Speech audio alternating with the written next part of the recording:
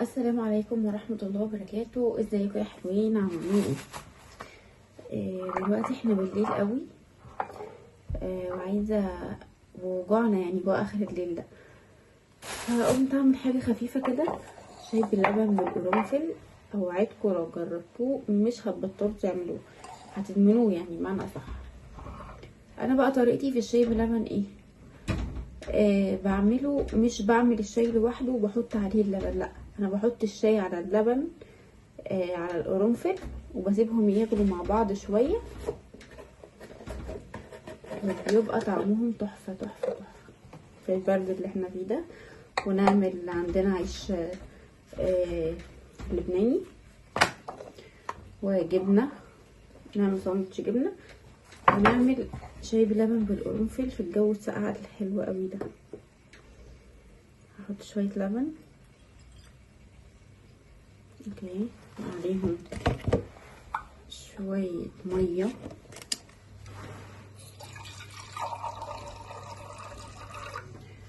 وهحط عليهم شاي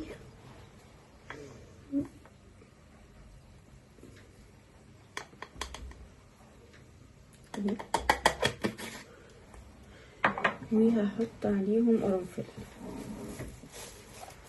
يعني 3-4 قرنفل كده، واسيبهم ياكلوا مع بعض كده ايه دقيقتين.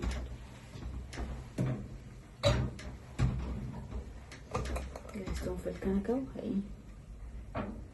وهسيبهم يغلوا مع بعض كده دقيقتين، وهجيب المج بتاعي اللي هشرب فيه،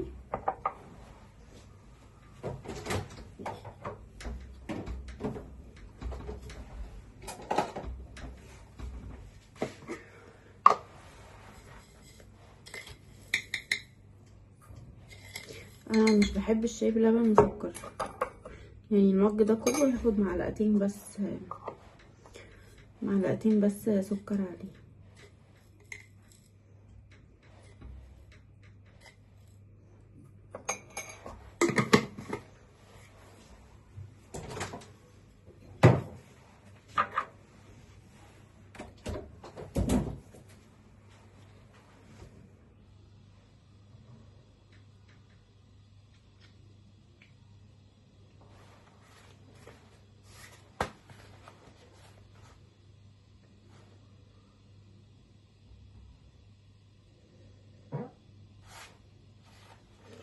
نستنى الشاي على ما يجهز، هنعمل مع بعض ساندوتش جبنه زي ما قلنا.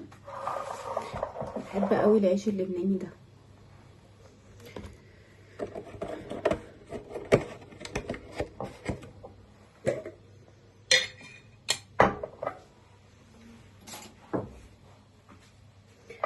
هاخد منها، انا مش بحب طعم العيش يكون اكتر من الجبنه، مش بحب الجبنه يبقى طعمها مغطي على العيش. في ناس العكس تماما، يعني تبقى عامله سندوتش جبنه بالعيش مش عيش بالجبنه. انا مش بحب كده خالص، بحب طعم العيش هو اللي يبقى ظاهر اكتر.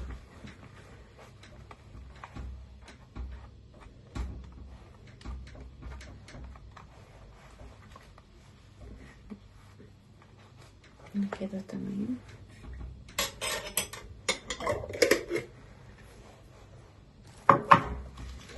كده عشان خلاص الساندوتش بتاعي هقفله.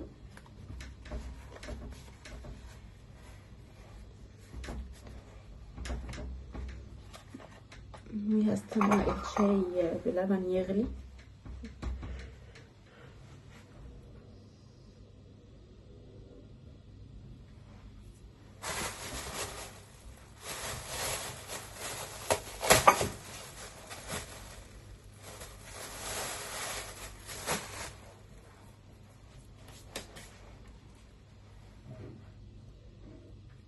بحب اسيبه شويه يغلي كده، دقيقه او دقيقتين، علشان طعم القرنفل يبقى ظاهر فيه شويه. جربوا طريقه الشاي بلبن دي هتدمنوها بجد.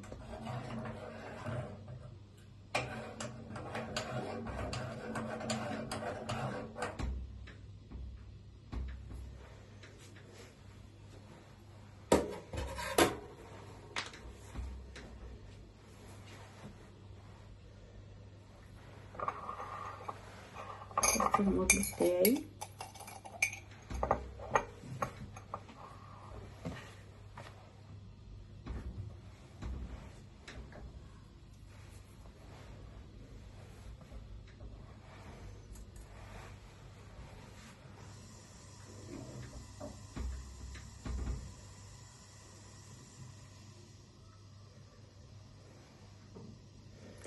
لما بيغلي ويبدأ يفور بقوم رافعاه من على النار يهدى واقوم حاطاه تاني، يعني افضل على كده غلوتين 3 كده علشان اعزز طعم الشاي والقرنفل جوه اللبن. في ناس بتعمله بلبن صافي، يعني بتحط لبن وعليه شاي وعليه قرنفل واي منكهات هم عايزينها. انا مش بحب كده، مش بحب طعم اللبن يبقى مغطي على طعم الشاي والقرنفل. بحب احط يعني حتى اقل من نص الكميه لبن في الشاي بلبن بالذات، اقل من نص الكميه لبن والباقي ميه وشاي ناشف بقى وقرنفل وكده. كده استوى معايا.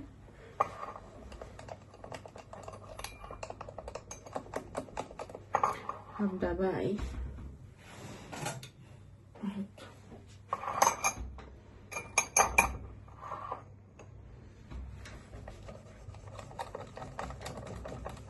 واحدة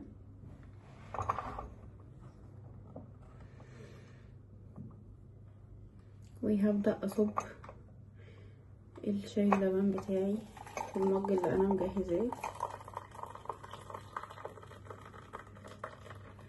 طبعا بنصفيه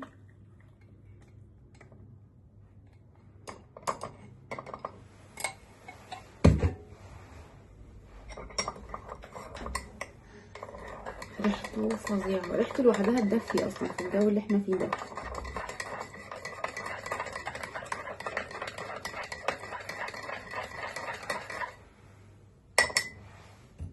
انا بس حابة اوريكم شكل الشاي بلبن كده بعد ما صبيت وجهزته.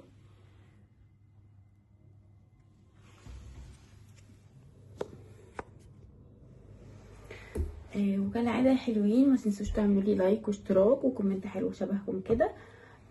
واستنوني في فيديو جديد واشوفكم على خير. باي.